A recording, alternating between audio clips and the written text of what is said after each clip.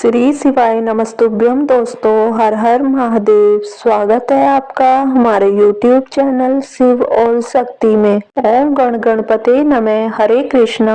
ओम नमः शिवाय। पौष मास की कथा सुनने वाले सभी भक्तों का आज की कथा में दिल से स्वागत है। आप सभी भक्तों का दिन शुभ और मंगलमय हो। हे प्रिय भक्तों, हमारे ठाकुर जी बड़े रिजवर हैं। वे केवल प्रेम और भाव से ही अपने भक्तों पर रीझ जाते हैं। इसी भाव को पक्का करने के लिए हम महापुरुषों के पावन चरित्र को हमेशा सुनाते रहते हैं। कैसी भी परिस्थिति हो, आपका नियम नहीं टूटना चाहिए, आपका भजन नहीं छूटना चाहिए। प्रभु के प्रति जो नियम बनाओ उसका पालन करो, इससे हम निश्चित रूप से प्रभु को पालेंगे। सुख में कभी भी प्रभु को भूल मत जाना और दुख में घबरा कर भक्ति को कभी नहीं छोड़ना चाहिए। आगे आपको बहुत सुख मिलेगा। यह भक्ति दुख सुख देने वाली नहीं बल्कि सुख दुख में समान स्थिति प्रदान करने वाली है। तो आइए महात्म्य कथा से पहले आपको सुनाते हैं ठाकुर जी के एक भक्त की सच्ची कहानी। श्री त्रिपुरदास जी का जन्म ब्रज मंडल के शेरगढ़ में हुआ था। उनके पिता राजमंत्री थे। बचपन से ही त्रिपुरदास जी में भक्ति के संस्कार थे। एक बार वे अपने पिताजी के साथ आगरा से काम के लिए गिरिराज गोवर्धन जी आए और यहाँ आकर उन्होंने ठाकुर श्रीनाथ जी के दर्शन किए।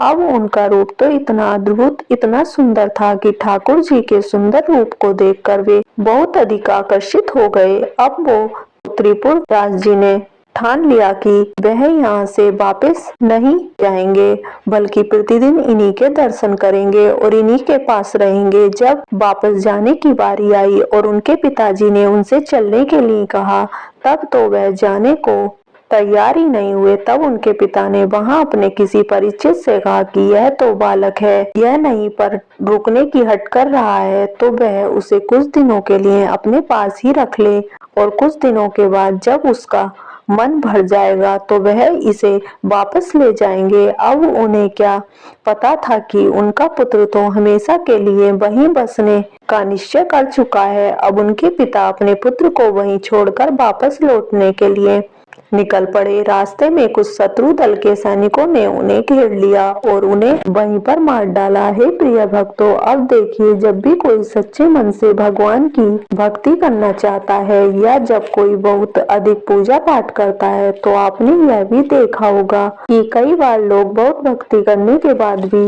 दुख पे घिरे रहते हैं। उनके जीवन में एक के बाद एक समस्याएं या दुख आते ही रहते हैं। तो जब भक्ति करना प्रारंभ करते हैं तो भगवान इसी तरह की समस्याएं भेजकर, इसी तरह की परेशानियां या हमारे जीवन में दुख भेजकर हमारी भक्ति की ही तो परीक्षा लेते हैं। और भक्तों के जीवन में तो जब भक्ति प्रारंभ होती है तो उसी के साथ विपत्तियां भी प्रारंभ हो जाती हैं। जब त्रिपुरदास जी ने सुना कि उनके पिता को शत्रु दल ने मार डाला है तो उन्होंने श्रीनाथ जी की ओर देखा और कहने लगे कि अब तो आप ही मेरे पिता, मित्र और मेरा सब कुछ हो।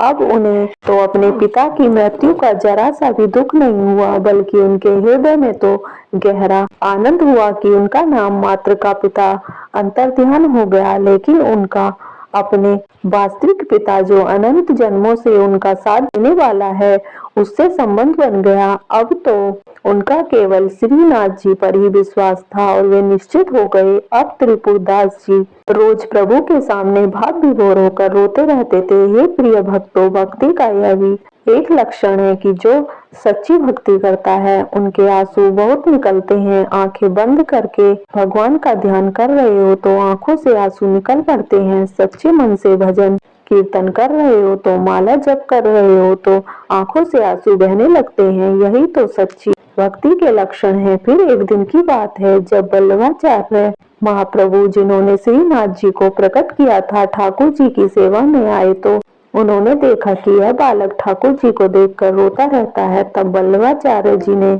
अपने अनुयायियों से पूछा कि यह कौन है। तब अनुयायियों ने उन्हें बताया कि वह एक राजमंत्री का पुत्र है जिसके पिता यात्रा के दौरान मारे गए और श्रीनाथ जी में उस बालक की बहुत आसक्ति है। त्रिपुरदास जी ने श्री वल्लभाचार्य जी को साष्टांग दंडवत प्रणाम किया और कहा कि हे प्रभु, मैं एक अनाथ बालक हूँ और मेरे नाथ तो केवल श्रीनाथ जी ही हैं। आप मुझे स्वीकार कर लीजिए। बालक की यह बात सुनकर वल्लभाचार्य जी बड़े खुश हुए और उन्होंने त्रिपुरदास जी को दीक्षा दे दी।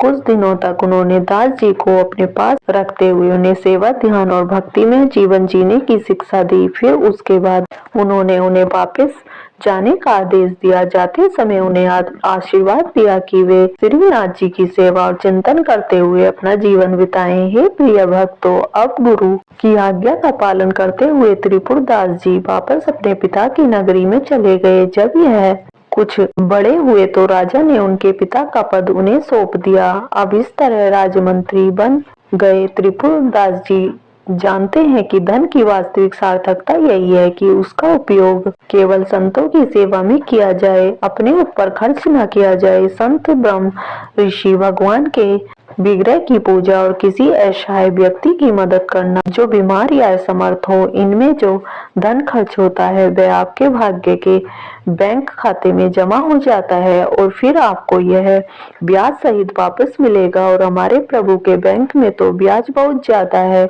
इतना ज्यादा है कि ऐसा मानो 1 रुपए पर लाखों गुना ब्याज। और जो आप देखते हैं ना कि कोई बड़ा पद प्राप्त करता है या फिर कोई राजा बन जाता है, तो यह सभी पूर्व जन्म में किए गए अच्छे कर्मों का ही फल है। लेकिन आजकल इस बैंक में विश्वास रखने वाले लोगों की बहुत कमी हो गई है। अब त्रिपुरदास जी ने यह निश्चय किया कि राजमंत्री पद से जो भी धन मिलेगा उसे वे केवल और केवल संतों की सेवा और भगवान की सेवा में ही उपयोग करेंगे। अब उन्होंने यह नियम लिया कि वह हर वर्ष सर्दियों में श्रीनाथ जी के लिए रत्नों और हीरो से सुसज्जित एक पोशाक बनवाकर भेजा करेंगे। अब तो त्रिपुरदास जी के घर रोज की सेवा होती। प्रतिदिन हजारों संत आते और प्रसाद प्राप्त करते। श्रीनाथ जी भी बड़े खुश होकर वह पोशाक धारण करते। श्री विठलनाथ जी यानी श्री वल्लभाचार्य जी के पुत्र यह देखकर आश्चर्यचकित थे कि जब वे ठाकुर जी को कोई भी अन्य वस्त्र पहनाते तो उसे प्रभु स्वीकार कर लेते, और लेकिन जब त्रिपुरदास जी द्वारा कोई पोशाक पहनाई जाती तो ठाकुर जी और अधिक प्रश्न हो जाते, विशेष प्रश्न हो जाते। यह दिखाता है कि भक्त द्वारा प्रेम से दी गई वस्तु को भगवान अत्यधिक भाव से स्वीकार करते हैं, चाहे वह कुछ भी हो। अब ऐसा ही क्रम चलता रहा। तब श्री त्रिपुरदास जी से द्वेष करने वाले लोग भी बहुत सारे हो गए थे। अब उन्होंने राजा से शिकायत कर दी कि हे महाराज, त्रिपुरदास तो राजमंत्री होने का फायदा उठाकर राजधन का दुरुपयोग करने लगे हैं। उनका आरोप था कि त्रिपुरदास जी राजधन से साधु संतों को खिलाते पिलाते हैं, राजघराने से धन चुराते हैं। अब जब राजा के कान भरे गए तो राजा की बुद्धि भी पलट गई। राजा ने आदेश दे दिया कि त्रिपुरदास जी की सारी संपत्ति जब्त कर ली जाए। अब नतीजा यह हुआ कि त्रिपुरदास जी के घर में तो भोजन पकाने तक के लिए बर्तन नहीं रहे, उनके पास खाने के लिए एक दाना भी नहीं बचा। अब वे बहुत अधिक गरीबी से कष्ट में अपना जीवन बिताने लगे। अब सर्दी की ऋतु आई तो श्री त्रिपुरदास जी ने हर साल की तरह श्रीनाथ जी के लिए पोशाक भेजने का नियम लिया था, प्रण लिया था। तो वे यह जानते थे कि जब तक उनका जीवन है वे ठाकुर जी की सेवा में कोई कमी नहीं छोड़ेंगे। लेकिन अब तो उनके पास कुछ भी नहीं बचा था। कैसे ठाकुर जी की सेवा करें, कहां से पोशाक धारण करवाएं। उन्हें यह देखकर बहुत पीड़ा हुई कि वह कोई भी कष्ट सह सकते हैं, लेकिन ठाकुर जी की सेवा के बिना उनका जीवन तो बिल्कुल उन्हें बेकार सा लगने लगा। वे बहुत दुखी हो गए और ठाकुर जी से विनय करने लगे कि हे ठाकुर जी, हे मेरे प्रभु, मैं सारे कष्ट सहन कर सकता हूँ, लेकिन आपकी सेवा के बिना मैं नहीं रह सकता। इतने में ही उनकी नजर ऊपर रखी एक दवात पर पड़ गई। वह दवात दरअसल पीतल की थी और फिर त्रिपुरदास जी को यह ख्याल आया कि शायद यह कुछ सिक्कों में बिक जाए। उन्हें ठाकुर जी के लिए सर्दियों की पोशाक जो बनवानी थी, उन्होंने झटपट तो दवात उठाई और बाजार में बेचने के लिए चले गए। यह सोच रहे थे कि अगर यह दवात बिक गई तो उन्हें थोड़ी सी रकम मिल जाएगी और फिर वे श्रीनाथ जी के लिए पोशाक भेजने का अपना नियम पूरा कर सकेंगे। त्रिपुरदास जी को उस दवात के बदले 1 रुपया मिला, जिसे लेकर वे कपड़े की दुकान पर गए। वहां उन्होंने उन्होंने एक साधारण सा कपड़ा खरीदा। उस सफेद कपड़े को उन्होंने खुद लाल रंग से रंगा, लेकिन रंगते रंगते उनकी आंखों से आंसू बहे जा रहे थे, क्योंकि इससे पहले तो हर बार वह तरह तरह के पोशाकें श्रीनाथ जी को धारण करवाते थे। अब वे प्रभु से कहने लगे, हे नाथ, यह तो इतना साधारण और मोटा कपड़ा है जो आपके सेवकों के भी लायक नहीं है। मैं भला इसे आपके चरणों में कैसे समर्पित करूं? ऐसा सोचकर कि यह तो ठाकुर जी के लायक ही नहीं है, उन्होंने वह कपड़ा रंगने के बाद भी अपने पास ही रख लिया। उनकी हिम्मत ही नहीं हुई कि वह साधारण सा कपड़ा श्रीनाथ जी को अर्पित करने जाएं, क्योंकि वह जानते थे कि श्रीनाथ जी को तो चढ़ावे में जाने कितनी कीमती पोशाकें मिलती हैं, और मेरा साथ साधारण सा वस्त्र भला ठाकुर जी क्यों स्वीकार करने लगे। अब एक दिन त्रिपुरदास जी ने श्री नाथ जी के एक सेवक को देखा। उन्होंने सेवक को प्रणाम किया और उसे अपने घर ले आए। उनके घर में खाने पीने का कोई उचित प्रबंध तो था नहीं, फिर भी त्रिपुरदास जी ने बहुत संकोच के साथ वह लाल रंग का कपड़ा निकाला और हाथ जोड़कर उनसे कहने लगे कि यह प्रतिज्ञा थी कि मैं हर बार श्रीनाथ जी को पोशाक भेजूंगा, लेकिन विधि का विधान ऐसा है कि संभव ही नहीं हो सका। उन्होंने वह कपड़ा सेवक को सौंपते हुए कहा कि कपड़ा भंडारी को दे दीजिएगा, लेकिन गोसाई जी यानी कि विट्ठल जी को इस कपड़े या फिर मेरी वर्तमान स्थिति जो चल रही है, मेरे पास जो अभाव चल रहा है, उसके बारे में किसी को कुछ भी मत बताना। अब भंडारी जैसा उचित समझे वैसा इस कपड़े का उपयोग कर सकते हैं, झाड़ पोंछ के काम में या किसी भी काम में ला सकते हैं।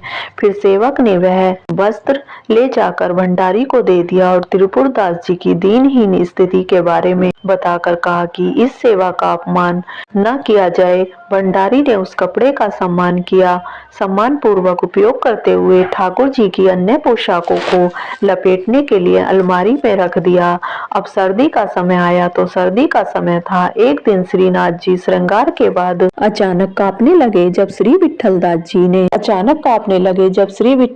ने चरण सेवा में लग गए तो ठाकुर जी ने उनसे कहा कि मुझे बहुत जोर की ठंड लग रही है। यह सुनते ही विट्ठलदास जी ने तुरंत ठाकुर को महंगे गर्म वस्त्र पहनाए। अब ठाकुर जी फिर से कहने लगे, अरे भैया, बहुत जोर से ठंड लग रही है, कुछ तो करो। तब श्री विट्ठलदास जी ने तुरंत अंगीठी जलाकर ठाकुर जी के पास रख दी कि अब इनकी ठंड कम हो जाए, लेकिन ठाकुर जी तो अब भी थर थर कांप रहे थे। फिर कहने लगे कांपते हुए कि भैया, मुझे बहुत जोर से ठंड लग रही है, मुझसे नहीं रहा जाएगा, कुछ तो करो। गोसाई जी समझ गए कि यह कोई साधारण ठंड नहीं है, यह तो किसी भक्त के हृदय की पीड़ा का ही संकेत था, वरना तो ठाकुर जी की ठंड दूर करने के लिए वह सारे उपाय कर ही चुके थे। तब बड़े संकोच भाव को रखते हुए गोसाई जी बोले कि प्रभु, अब आप ही बताओ मैं क्या उपाय करूं? मैंने आपको गर्म पोशाक पहना दी, अंगीठी भी जलाकर आपके पास रख दी, फिर भी आपको ठंड लग रही है। बल्कि ऐसा तो होना ही नहीं चाहिए,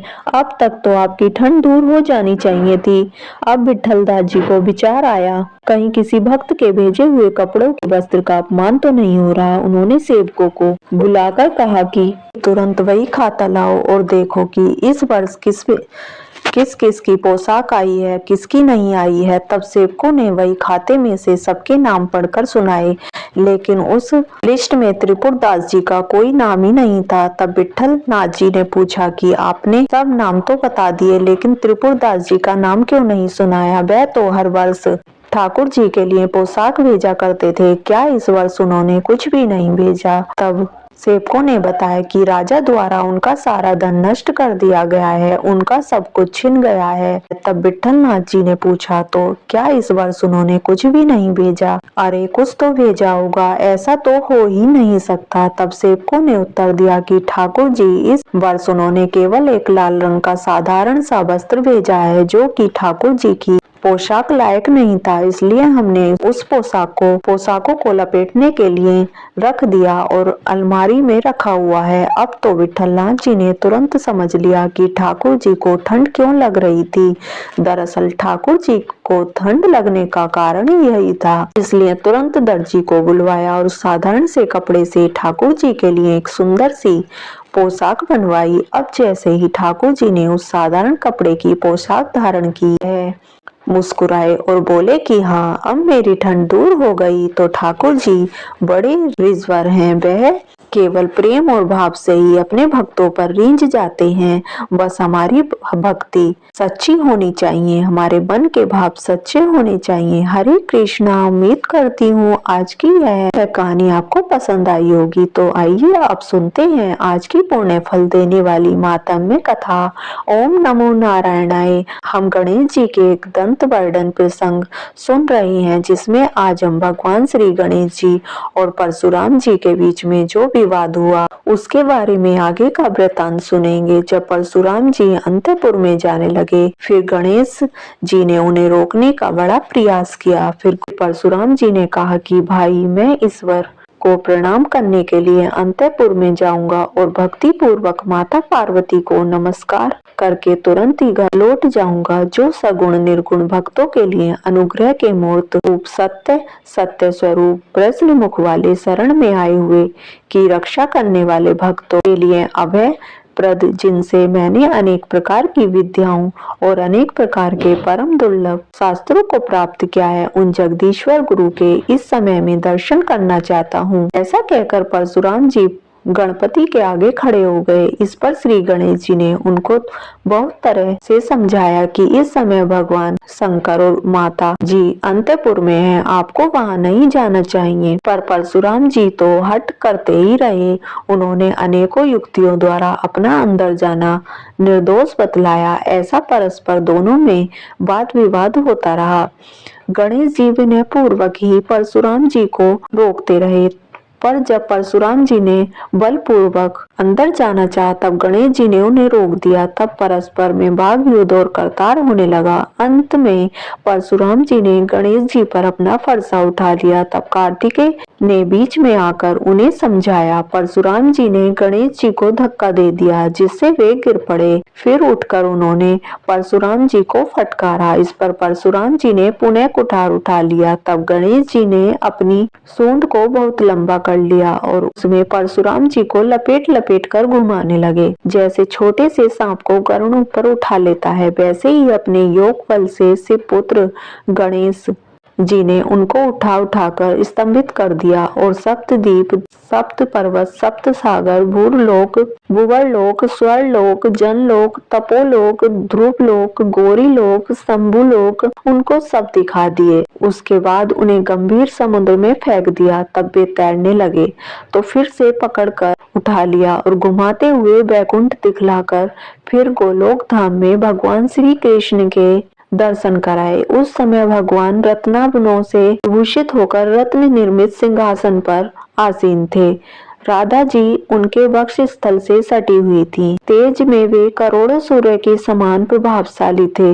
उनकी 2 भुजाएं थी, हाथ में मुरली शोभा पा रही थी। परम मनोहर रूप था और वे मंद मंद मुस्कुरा रहे थे। इस प्रकार से कृष्ण के दर्शन करवाकर उनसे बारंबार प्रणाम करवाया। ऐसा संपूर्ण पापों को पूर्णतः नाश कर देने वाले इष्ट देव श्री कृष्ण के दर्शन कराकर गणेश जी ने परशुराम जी के भ्रूण हत्या जनित पाप को दूर कर दिया। यूं तो पाप जनित यातना भोगे बिना नष्ट नहीं होती, किंतु परशुराम जी को थोड़ी ही भोगनी पड़ी और सब श्री कृष्ण के दर्शन से नष्ट हो गई। क्षण भर के बाद परशुराम जी की चेतना लौट आई और वे वेग पूर्वक भूतल पर गिर पड़े। उस समय उनका गणेश द्वारा किया गया स्तंभन भी दूर हो गया। तब उन्होंने अपने अभिष्ट देव श्री कृष्ण, अपने गुरु जगत गुरु शंभु तथा गुरु द्वारा दिए गए परम दुर्लभ स्रोत और कवच का स्मरण किया। हे देव ऋषि नारद, उसके बाद परशुराम जी ने अपने अमोघ फरसे को, जिसकी प्रभा ग्रीष्म ऋतु के मध्याह्न कालिक सूर्य की प्रभा से भी 100 गुनी थी और जो तेज में शिव तुल्य थी, उसे गणेश जी पर चला दिया। पिता के उस अमोघ अस्त्र को आते देखकर स्वयं गणपति जी ने उसे अपने बाएं दांत से पकड़ लिया। उस अस्त्र को व्यर्थ नहीं होने दिया। तब महादेव जी ने बल से वह फरसा वेग पूर्वक गिरकर मूल सहित गणेश के दांत को काटकर पुनः परशुराम जी के हाथ में लौट आया। यह देखकर वीरभद्र, कार्तिकेय और क्षेत्रपाल आदि पार्षद तथा आकाश में देवगण महान भयभीत होकर हाहाकार करने लगे। इधर वेदांत खून से अनकर शब्द करता हुआ भूमि पर गिर पड़ा, मानो गेरू से युक्त स्फटिक का पर्वत धराशायी हो गया हो। हे विप्र, उस महान शब्द से भयभीत होकर पृथ्वी कांप उठी। सभी कैलाशवासी प्राणी उसी क्षण डर के मारे मूर्छित हो गए। उस समय निद्रा की के स्वामी जगदीश्वर शिव की निद्रा भंग हो गई। वे घबराए हुए पार्वती जी के साथ अंतपुर से बाहर आए। हे देवऋषि नारद, उस समय गणेश घायल हो गए थे। उनका दांत टूट गया था और मुख रक्त से सराबोर था। उनका क्रोध शांत हो गया था और वे लज्जित होकर मुस्कुराए हुए, सिर झुकाए हुए बैठे थे। उन्हें इस दशा में सामने देखकर पार्वती जी ने शीघ्र ही स्कंद से पूछा कि हे पुत्र, यह क्या बात है। तब स्कंद जी ने भयभीत पूर्वक वहां जो भी घटित हुआ वे सारा वृत्तांत उनसे कह सुनाया। उसे सुनकर देवी पार्वती को बड़ा क्रोध आया और फिर वे रोने लगी और शंभु के सामने अपने पुत्र गणेश को छाती से लगाकर बोली। सती साध्वी पार्वती जी ने शोक के कारण डर का विनय पूर्वक शंभु को समझाया और फिर प्राण तल वाले पति देव से कहने लगी। देवी पार्वती जी ने कहा कि हे प्रभु, जगत में सभी लोग शंकर की ककरी मुझ दुर्गा को जानते हैं कि यह अपेक्षा रहित दासी है। उसका जीवन व्यर्थ है, परंतु ईश्वर के लिए तृण से लेकर पर्वत प्रयत्न सभी जातियां समान हैं।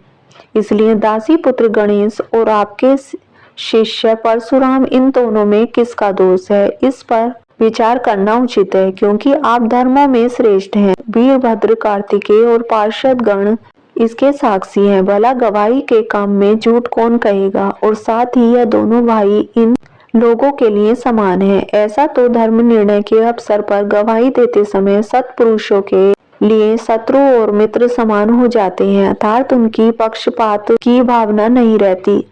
क्योंकि जो गवाह गवाही के विषय को ठीक ठाक जानते हुए भी सभा में काम, क्रोध, लोभ तथा भय के कारण झूठी गवाही देता है, वह अपनी 100 पीढ़ियों को नरक में गिराकर स्वयं भी कुंभी पाक नरक में जाता है। यद्यपि मैं इन दोनों को समझाने तथा इसका निर्णय करने में समर्थ हूँ, फिर भी आपके समक्ष मेरा आज्ञा देना श्रुति में निंदी कहा गया है। हे प्रभु, सभा में राजा के वर्तमान रहते भृत्य की प्रभा का सभी प्रकार मूल्य नहीं होता। जैसे सूर्य के उदय होने पर पृथ्वी पर जुगन की कोई गणना नहीं होती, सदा परित्याग के भय से डरी हुई मैंने काल तक तपस्या करके आपके चरण कमलों को पाया है। इसलिए हे जगन्नाथ, दारुण पुत्र, स्नेह के कारण क्रोध, शोक और मोह के वशीभूत होकर मैंने जो कुछ कहा है उसे क्षमा कीजिए। यदि आपने मेरा परित्याग कर दिया तो उस पुत्र से क्या लाभ, क्योंकि उत्तम कुल में उत्पन्न हुए पतिव्रता नारी के लिए पति 100 पुत्रों से बढ़कर है। जो ना नीच कुल में उत्पन्न दुष्ट स्वभाव वाली ज्ञानहीन और माता पिता के से निंदी होती है, वह अपने पिता को नहीं मानती। उत्तम कुल में पैदा हुई स्त्री अपने निंद पतित, मूर्ख, दरिद्र, रोगी और जड़ पति को भी सदा विष्णु के समान समझती है। समस्त तेजस्वी में श्रेष्ठ अग्नि अथवा सूर्य पतिव्रता के तेज की 100वीं कला की मानता भी नहीं कर सकते। महादान, पूर्ण व्रत, उपवास और तप, यह सभी पति सेवा के सब अंश की समानता करने के योग्य नहीं है। उत्तम कुल में जन्म लेने वाली स्त्रियों के लिए चाहे पुत्र हो, पिता हो अथवा सहोदर भाई हो, कोई भी पति के समान नहीं होता। स्वामी से इतना कहकर देवी पार्वती ने अपने सामने परशुराम जी को देख, जो निर्भय होकर शंभु के चरण कमलों की सेवा कर रहे थे, तब देवी पार्वती उनसे बोली कि हे महाभगवत, तुम जमदग्नि के पुत्र और योगियों के गुरु, इन महादेव के शिष्य हो। सती साध्वी रेणुका जो लक्ष्मी के अंश से उत्पन्न कुल में उत्पन्न हुई है, तुम्हारी माता है। तुम्हारे नाना विष्णु भक्त और मामा उनसे भी बढ़कर वैष्णव हैं। तुम मनु के वंश में उत्पन्न हुए राजा रेणुका के दोहित्र हो। साधु स्वभाव वाले सुरवीर राजा विष्णु यशा तुम्हारे मामा है। तुम किसके दोष से ऐसे दुर्द हो गए हो। इस अशुद्धि का कारण मुझे ज्ञात नहीं हो रहा है, क्योंकि जिनके दोष से मनुष्य दूषित हो जाता है, तुम्हारे वे सभी संबंधी शुद्ध मन वाले हैं। तुमने करुणा सागर गुरु और अमोघ फरसा पाकर अपने क्षत्रिय जाति पर परीक्षा करके पुनः गुरु पुत्र पर परीक्षा की है। कहाँ तो श्रुति में गुरु को दक्षिणा देना उचित है, ऐसा सुना जाता है, और कहाँ तुमने गुरु पुत्र के दांत को ही तोड़ दिया, अब उसका मस्तक भी काट डालो। शंकर के वरदान तथा अमोघ बड़े फरसे से तो चूहों को खाने वाला सियार, सिंह और सरदूल को भी मार डालता है। जितेंद्रिय पुरुषों में श्रेष्ठ गणेश तुम्हारे जैसे लाखों करोड़ों जंतुओं को मार डालने की शक्ति रखता है, लेकिन वह मक्खी पर हाथ नहीं उठाता। श्री कृष्ण के अंश से उत्पन्न हुआ यह गणेश तेज में श्री कृष्ण के ही समान है। अन्य देवता श्री कृष्ण की कलाएं हैं, इसी से इसकी उग्र पूजा होती है। ऐसा कहकर देवी पार्वती क्रोधवश उन परशुराम को मारने के लिए तत्पर हो गई। तब परशुराम जी ने मन ही मन गुरु को प्रणाम करके अपने इष्ट देव श्री कृष्ण का स्मरण किया। इतने में ही देवी पार्वती ने अपने सामने एक अत्यंत बौने ब्राह्मण बालक को उपस्थित किया। उसकी कांति करोड़ों सूर्य के समान थी। उसके दांत स्वच्छ थे। वे शुक्ल पक्ष, शुक्ल यज्ञ, पवित्र दंड, सत्र, छत्र और ललाट पर उज्जवल तिलक धारण किए हुए था। उसके गले में तुलसी की माला पड़ी थी। उसका रूप परम मनोहर था। मुख पर मंद मुस्कान थी और वह रत्नों के बाजूबंद, कंकड़ और रत्नमाला से विभूषित था। पैरों में रत्नों के नुपुर थे। मस्तक पर बहुमूल्य रत्नों के मुकुट की उज्जवल छटा थी और कपलों पर रत्न निर्मित 2 कुंडल झलमला रहे थे, जिससे उसकी विशेष शोभा हो रही थी। वह भक्तों का ईश और भक्त वत्सल था तथा भक्तों को बाईं हाथ से स्थिर मुद्रा और दाहिने हाथ से अभय मुद्रा दिखा रहा था। उसके साथ नगर के हंसते हुए बालक और बालिकाओं का समूह था। उल्लासवासी आबाल वृद्ध सभी उसकी ओर हर्षपूर्वक देख रहे थे। उस बालक को देखकर पुत्रों तथा भृत्य सहित शंभु ने घबराकर भक्ति पूर्वक सिर झुकाकर उन्हें प्रणाम किया। उसके बाद देवी पार्वती ने भी दंड की भांति भूमि पर लेटकर नमस्कार किया। तब बालक ने सबको अभिष्टप्रद आशीर्वाद दिया। उसे देखकर सभी बालक भय के कारण महान आश्चर्य में पड़ गए। उसके बाद शिवजी ने भक्ति पूर्वक उसे 100 उपचार समर्पित करके उस परिपूर्णतम की विधो विधि के से पूजा की और फिर सिर झुकाकर कान विशाखा के कहे हुए श्रोत द्वारा उन सनातन भगवान की स्तुति की।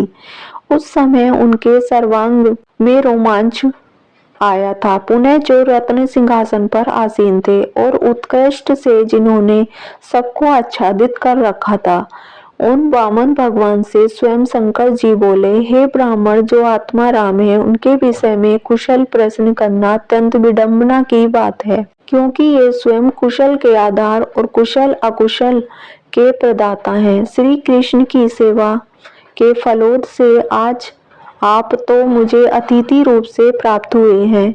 इससे मेरा जन्म सफल और जीवन तो धन्य हो गया। कृपा सागर परिपूर्णतम श्री कृष्ण लोगों के उद्धार के लिए पूर्ण क्षेत्र भारत में अपनी कला से अवती हुई है।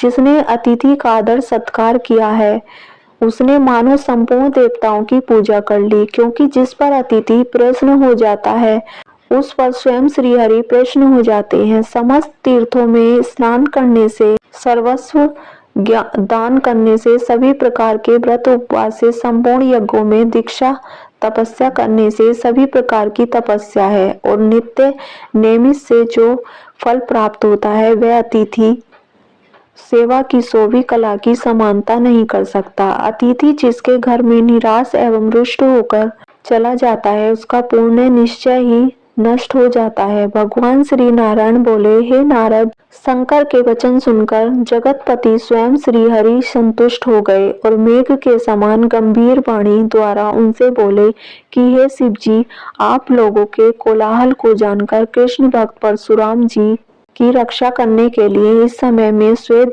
द्वीप से आ रहा हूँ, क्योंकि इस कृष्ण भक्तों का कहीं भी अमंगल नहीं होता। गुरु के कोप के अतिरिक्त अन्य अवस्थाओं में हाथ में चक लेकर उनकी रक्षा करता हूँ।